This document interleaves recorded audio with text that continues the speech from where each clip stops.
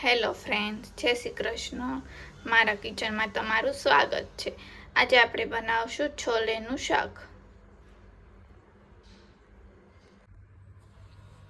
જો આ છોલે ચણા લઈ લીધા છે અને આપણે પલાળી નાખ્યા હતા અગાઉ, 4-5 કલાક અગાઉ પલાળી દેવાના. હવે આપણે આને બાફશું. તો આની અંદર આપણે 2 બટેકા નાખી દઈશું અને થોડુંક મીઠું નાખી દઈશું. પલાળ્યા છે એટલે આમાં થોડુંક પાણી નાખેલું જ હતું. આપણે બાફવા મેકશું એટલે થોડુંક વધારે પાણી નાખી દઈશું. અડધો ગ્લાસ જેટલું મેં પાણી નાખી દીધું પાછું. તો હવે આપણે આને કુકરમાં બંધ કરીને બાફવા મૂકી દઈશું. જો ફ્રેન્ડ્સ, આપણે આ બાફવા મૂકી દીધું છે. આપણે આને 2 સીટી થશે ત્યાં સુધી પાકવા દઈશું. 2 વિસલ થવા દે છે પછી તમે જોઈ શકો છો એકદમ બફાઈ ગયા છે અને બટાકા પણ બફાઈ ગયા છે. તો આપણે આ બટેકાને અલગ કાઢી લઈશું અને આમાંથી આપણે પાણી કાઢી લઈશું.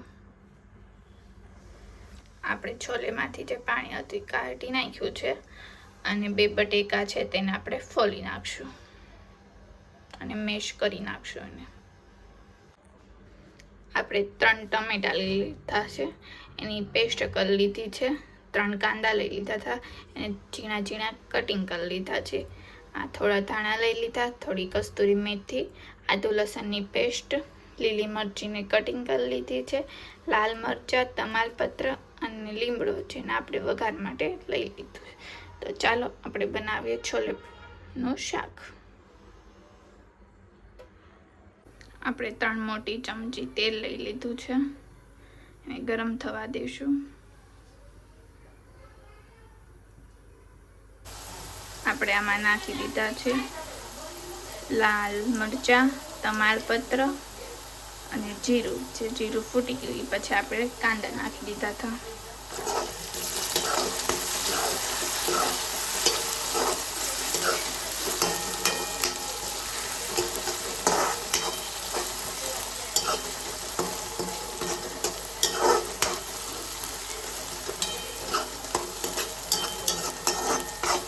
તે બોલતા હું ભૂલી ગઈ કારણ કે મને લાગ્યું મેં વિડીયો ચાલુ કર્યો છે. મેં વિડીયો ચાલુ નહોતો કર્યો, ભૂલી ગઈ એટલે સ્કીપ થઈ ગયું. તમે તમારી રીતે તેલની અંદર નાખી દેવું.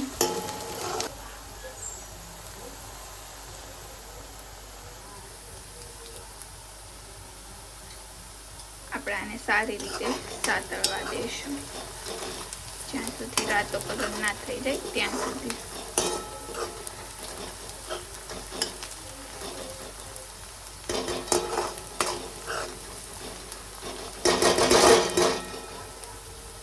હવે આપણે આમાં નાખી દઈશું 1 આખી મરચી અને ગ્રીન મરચી નાખી દઈશું છે, કટિંગ કરી છે એ.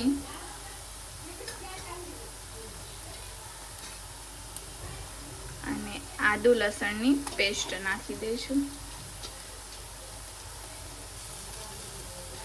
આને સારી રીતે હલાવી નાખશું.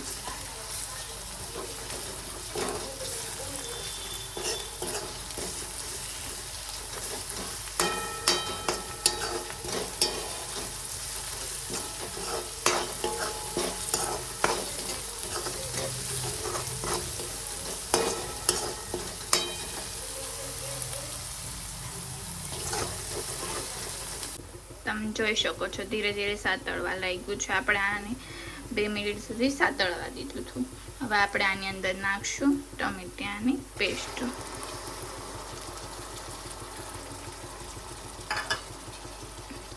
પછી આને આપણે હલાવી નાખશું અને આપણે આને 1-2 મિનિટ સુધી આને આપણે પકાવવા દઈશું એટલે કાંદા અને ટમેટા બંને સારી રીતે પાકી જાય.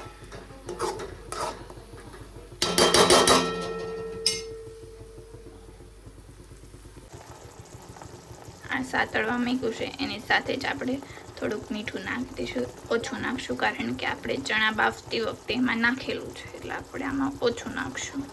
પછી સ્વાદ અનુસાર ચાખીને નાખી દઈશું જો ઓછું હોય તો.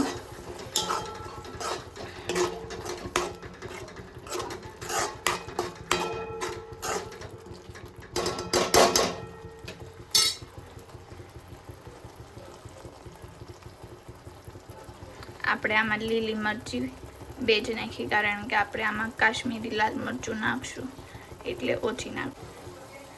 તમે જોઈ શકો છો સારી રીતે સતળાઈ ગયું છે. આમાંથી તેલ છૂટું પડવા લાગ્યું છે. કોઈ બી વસ્તુ જ્યારે આપણે સાતળવા મૂકીએ ત્યારે અંદરથી તેલ છૂટું ન પડે ત્યાં સુધી બીજું વસ્તુ નહીં નાખવાની, કારણ કે ત્યાં સુધી પાક્યું ન હોય અંદરથી. ટમેટા થોડુંક પાણી છોડે છે એટલે સારી રીતે પાકે ને ત્યારે જ અંદરથી તેલ છૂટું પડે. હવે આપણે આની અંદર મસાલા નાખી દઈશું. 1 ચમચી હળદર, 2 ચમચી જીરું,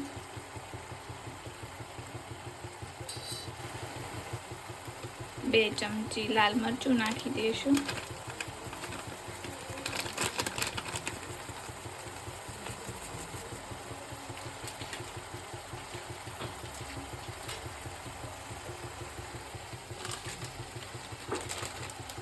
અને થોડો ગરમ મસાલો નાખી દઈશું. મસાલાને સારી રીતે હલાવી નાખશું.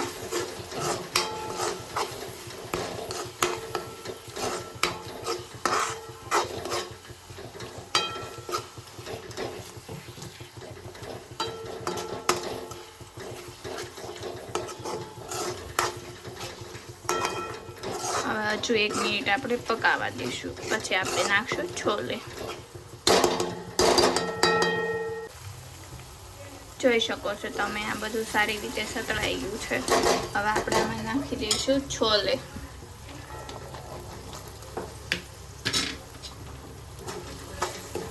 છોલેને સારી રીતે પેલા મસાલામાં મિક્સ કરી લઈએ.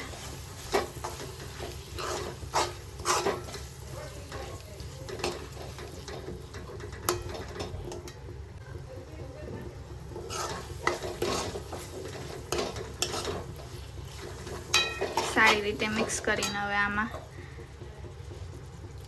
પાણી નાખી દઈશું. 1 ગ્લાસ જેટલું પાણી મેં નાખી દીધું છે. હવે સારી રીતે મિક્સ કરી દઈશું.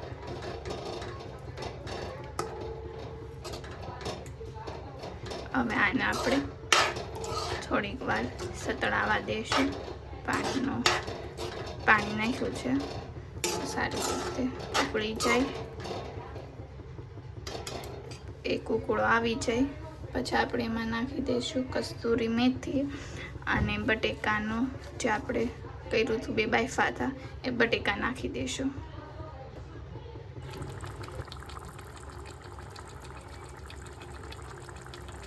જો ધીરે ધીરે આવી રહ્યો છે ઉકળો.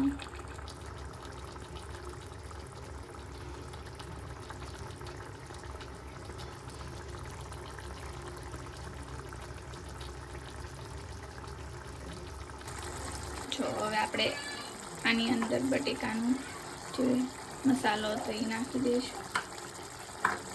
એકદમ સિમ્પલ જ નાખી દેવાનો છે, જે આપણે બટેકા 2 મેશ કર્યા થઈ. અને જો તમારે બટેકા ન નાખવા હોય તો તમે બટેકા પણ સ્કીપ કરી શકો છો. એના બદલે તમારે જે ચણા હોય છોલે એને થોડા બાફેલા હોય તો એ જ અલગ કાઢી પછી એને આપણે મિક્સરમાં ગ્રાઇન્ડ કરી લેવાના છે, જેથી ગ્રેવી થોડી જાડી થઈ જાય.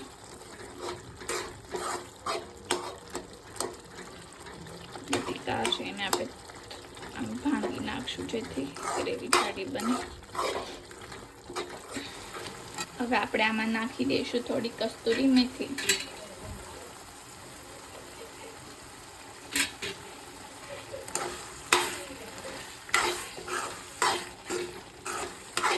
લાલ મરચું નાખ્યું એટલે મસ્ત લાલ કલર આવી ગયો છે, જોઈ શકો છો તમે.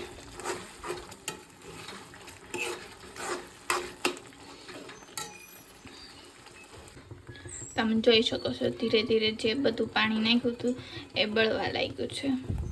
આપણે થોડું પાણી રહે ત્યાં સુધી આપણે ગેસ પર રહેવા દઈશું.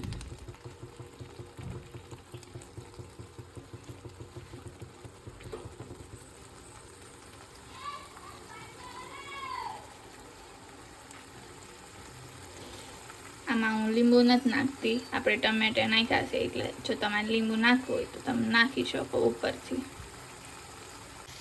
તમે જોઈ શકો છો આપણું શાક રેડી થઈ ગયું છે. તો હવે આપણે આમાં નાખી દઈશું ઉપરથી ધાણા.